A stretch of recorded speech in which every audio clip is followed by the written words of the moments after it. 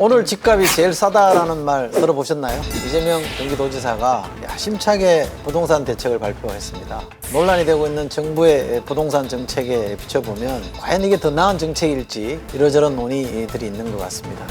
그래서 저희가 준비했는데요. 이재명 표 기본주택 부동산 대란 끝낼까입니다. 오세훈 전 서울시장도 동의한다라고 했었는데 우선 이게 뭔가요? 공공임대주택인데 공공. 네. 이제 범위를 확대한 거죠. 기존에는 소득을 기준으로 또는 나이라든지 재산 이런 상태를 고려해서 일정한 요건을 갖춘 사람한테만 공공임대주택을 줬는데 이거는 기본 소득처럼 누구에게나 장기임대주택, 30년 이상의 장기임대주택을 제공하겠다. 그리고 그 주택은 1급지, 소위 역 주변의 역세권에 좋은 아파트, 주택을 소유하고자 하는 그런 수요들을 없애는 새로운 시도다라고 얘기를 하고 있습니다. 그러니까 역세권의 용적률을 높인 소형 주택들을 다수 건설해가지고 네. 임대 사업을 하는 거는 민간 사업자들도 제일 하고 싶은 게 이걸 거예요. 오세훈 시장이 과거에 이제 토지 임대부 주택을 했던 것이라든지 집가를 낮추기 위한 정책들과 궤를 같이 하고 있는 건 사실이에요. 왜냐하면 임대주택 형식을 공급하겠다고 하니까. 저는 그래서 상당히 합리적인 아니라 생각하고, 다만 이제 우리나라 국민들 정서 속에서 신혼부부들 시작하면은 집을 사고 모기지를 갚으면서 이제 하는 것이 생활화돼 있거든요. 그러니까 자가주택 소유를 하는 것이 하나의 어떤 지향점처럼 돼 있는 상황 속에서 임대가 완벽한 대체수가 있느냐는 이거에 따라서 정책 효과가 좀 차이 날 것 같아요. 근데 이게 지금 이재명 지사가 하겠다고 공표한다고 해서 바로 시행되는 게 아니잖아요? 네, 그렇죠. 두 가지 허들이 있는데요. 공공임대주택은 법으로 딱 정해져 있습니다. 청년, 신혼부부를 위한 임대주택 유형의 행복주택 따로 있고 그 다음에 저소득층을 위한 임대주택이 따로 있고 이렇게 형태가 딱 있는데, 이런 지금 아무런 자격 조건을 갖추지 않는 사람들을 대상으로 한 임대주택은 지금 법률에 없는 거죠. 두 번째는 지금 이재명 지사가 얘기하는 게 이제 신도시 내에 새롭게 지은 주택을 대상으로 하겠다. 그래서 지금 얘기 나온 게 이제 과천지구인데 그게 한 5년 정도 이후에 지금 당장 본인의 임기 내에서 2년 내에 이제 할 수 있는 정책은 아니죠. 대선용이네? 뭐 그렇게 사람들이 보고 있는데 예외적으로 할 수 있는 게 네. 기존 주택을 매입해서 임대하는 방법, 이런 방식은 있거든요. 이렇게 한다고 하면 굳이 5년 걸리기 전에 뭐 정부가 협조만 해준다면 할 수는 있는데 현실적으로 어렵죠. 아니 근데 방금 전에 김한규 변호사 말한 매입 임대 방식도 그렇고 지금 네. 이 방식의 가장 큰 문제점은 결국에는 재정이 들어갈 수밖에 없거든요. 지금까지는 그래도 우리 사회에서 합의됐던 것이 어려운 순서대로, 사실 그걸 전 줄 세워서 경제시키기 참 네. 안쓰럽긴 하지만은 그래도 사회에서 합의된 하나의 그런 기준이었다면은 지금은 무기준, 무자격, 아무 묻지도 말고 따지도 말고 보험 광고도 아니고 이런 식으로 지금 주택에 대해서 임대를 해준다는 거에 대해서 그 공적인 영역에서 임대를 해준다는 거는 한 번은 사회적 합의가 필요한 지점이다, 이렇게 좀 봐요. 그래서 경기도 주장에 따르면 본인들이 직접 사업을 운영을 하면 원가 자체가 높지 않기 때문에 손실을 보지 않을 수 있다라고 얘기를 하는데, 그렇게 되면 또 기존의 임대 물량들하고의 가격 비교 면에서도 또 형평성에서는 문제는 있을 수 있고요. 저는 여기서 한 가지만 더 하자면은, 그래서 아직까지는 내용이 나오지 않았지만은 월세냐 전세냐 이런 방식에서의 어쨌든 그 차이뿐만 아니라 짓는 주택 자체도 굉장히 혁신적이었으면 좋겠어요. 지금 있는 것처럼 그냥 뭐 방 2개, 방 3개 뭐 이렇게 주방 있고 발코니 있고 이런 형식의 주택을 공급할 게 아니라, 사실 싱가포르에 보면은 공공 이제 주택을 공급할 때 굉장히 시대에 따라 가지고 주택 모양새가 많이 바뀌어요. 제가 1인 가구로 지금 살고 있지만은 주방과 발코니는 저에게 정말 쓸데없는 공간입니다. 집에서 혼밥하는 경우는 시켜 먹는 거 외에는 딱히 주방에서 만들어 먹는 경우가 드물어요. 발코니와 주방이 차지하는 건 15에서 20% 정도의 전용 면적인데 이런 것들이 사실 필요하냐? 임대료를 획기적으로 낮춘다는 의미가, 저는 뭐 그런 어떤 혁신 발상전에서 나왔으면 좋겠어요. 그거는. 알겠습니다. 그런데 현재 시뮬레이션 한 걸로 보면 역세권의 4인 가구를 기준으로 보증금이 한 5,700만 원 정도 되고 네. 월세가 57만 원이라고 하면 네, 로또다 네. 이런 비판도 있잖아요. 이게 어떻게 보세요? 재정적인 문제 때문에 또 입지적인 문제 때문에 제한적인 물량밖에 현실적으로 못하는 게 아닌가.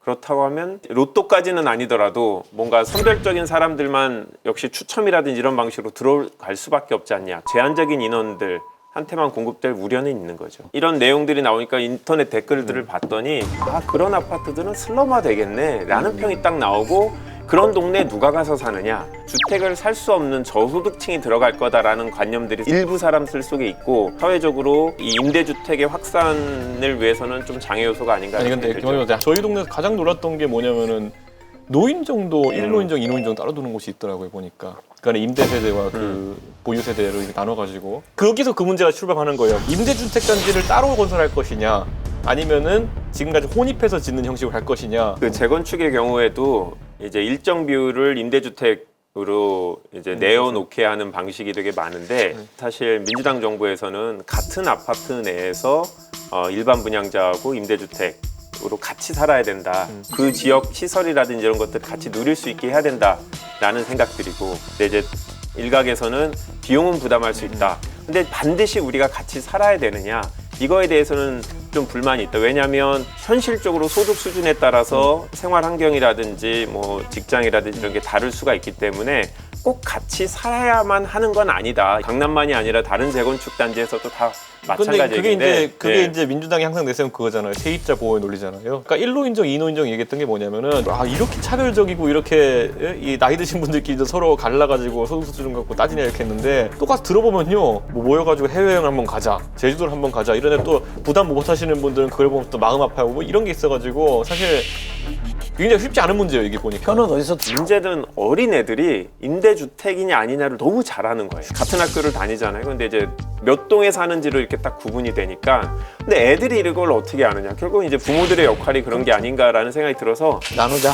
그 지역 주민들 그리고 공공 임대주택에 사는 분들의 어떤 실제로 원하는 바 이런 것들에 대해서 사회적인 어떤 타협 부분이 있을 수 있지 않나. 이게 민주당이라서 네. 그런 게 아니라, 이게 나누어지기 시작하면 낙인 효과나 이런 것들 때문에 사회적 구획이 너무 네. 심하게 그어지면 그 자체에 갖는 부작용은 전 너무 크다고 보기 때문에, 저는 섞는 방법을 잘 고민했으면 좋겠다, 이런 네. 판단입니다. 자, 정부의 7.10 부동산 대책이 나온 이후로 부동산 토크가 모든 술자리에서 벌어지고 있는데요. 잘못된 부동산 정책 전면 중단하라! 6.17 규제 소급 적용, 피해자 구제를 위한 시민 모임 등 인터넷 카페 회원 300여 명이 부동산 규제에 항의하기 위해 한자리에 모였습니다. 정부가 임대사업자와 다주택자를 범죄자로 만들고 있다는 겁니다. 다른 사람들에게 소정의 월세를 받고 집을 제공하고 직접 집수리까지 해가면서 노력한 대가를 받는 것이 투기 세력입니까? 주택이 부담스러우면 팔라고 하는데 3년 전매 제한 때문에 팔지를 못합니다. 이대로 계약 포기하면 계약금 및 중도금 이자가 날아가는데 신혼부부가 2년 동안 모은 전부입니다. 크게 보면 2030 대 4050 또는 집주인 대 세입자 이렇게 나눠서 저희가 볼 수 있을 것 같은데, 서울만 놓고 보면 절반이 조금 넘는 분들이 집이 없는 거죠. 무주택자가 51%가 조금 안 뭐 되는 그렇죠. 것 같은데, 정부가 그동안 해왔던 해명은 공급은 충분하다 이거 아니었어요. 네, 그죠? 그렇죠. 1995년부터 2017년까지의 주택 수는 주택의 공급은 2.12배가 늘었고요. 네. 주택 보급률은 29.4%포인트가 상승했는데, 네. 자가 보유율은 네. 고작 2.7%포인트 증가했다고 하니까, 공급이 많이 늘어나도 이 공급이 실소유자한테 안 가는 경우가 많다는 게 이 데이터로 좀 확인되는 거 아니에요? 또 하나 논쟁이 추가된 게, 이 부동산 아파트값 폭등의 원인은 네.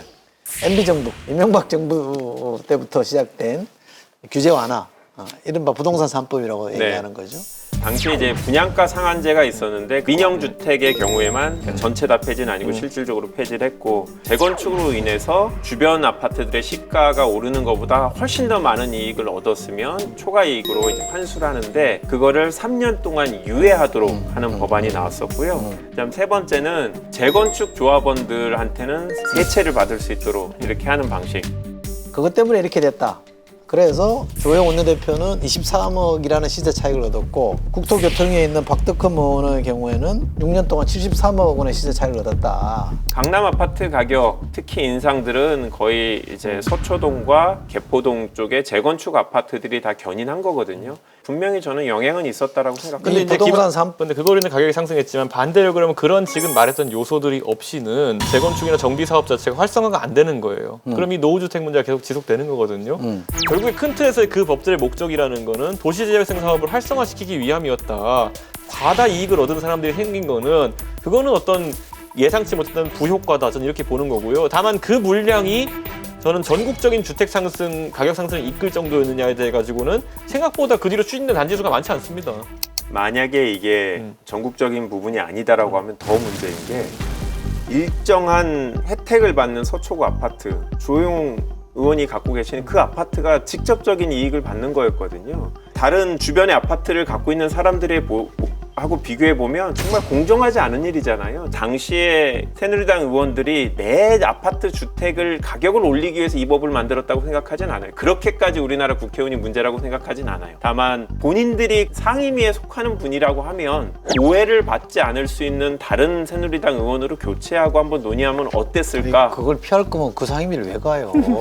아니 저는 그런 건 저는 국회의원들한테 그런 기대를 아니, 갖고 있어요. 그러니까 저는 그걸 예. 저도 그 동의하는 게 그런 네. 일이 있으면 회피하고 당연히 표결에 불참한다든지 이런 걸 해야죠. 근데 네. 저는 어쨌든 여기서 또 보면요. 서초구만 간다 하더라도 고속터미널 앞에 가도 재건축 된 단지와 안 된 단지가 굉장히 차이가 나요. 네. 주거 환경이나 이런 것들이 네. 한 10년쯤 지나면 다 할 것 같거든요. 해야죠. 하긴 해야죠. 그러니까 네. 저는 그거에 있어가지고 그 정비 사업 촉진에 대해 가지고는 사실 여야가 나뉠 문제는 아니다 이렇게 봐요 저는. 그런데 이제 그 해결은 당연히 해야 되죠. 왜냐하면 1970년대 후반에 지은 아파트들이기 때문에 분명히 해결은 해야 되는데 이분들한테 특혜를 주는 방향으로 해결하지는 않았으면 좋겠다라는 거죠.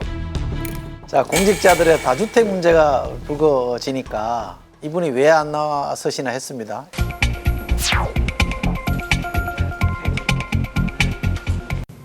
고위공직자는 주거나 업무용 필수 부동산을 제외하고는 일체 부동산을 보유하지 못하게 하는 부동산 백지 신탁제가 도입되어야 합니다. 권고를 위반할 경우에 2021년 인사부터 주택 보유 현황을 승진, 전보, 성과 평가에 반영합니다. 권고와 권력 중에 둘 중에 하나만 가져야죠.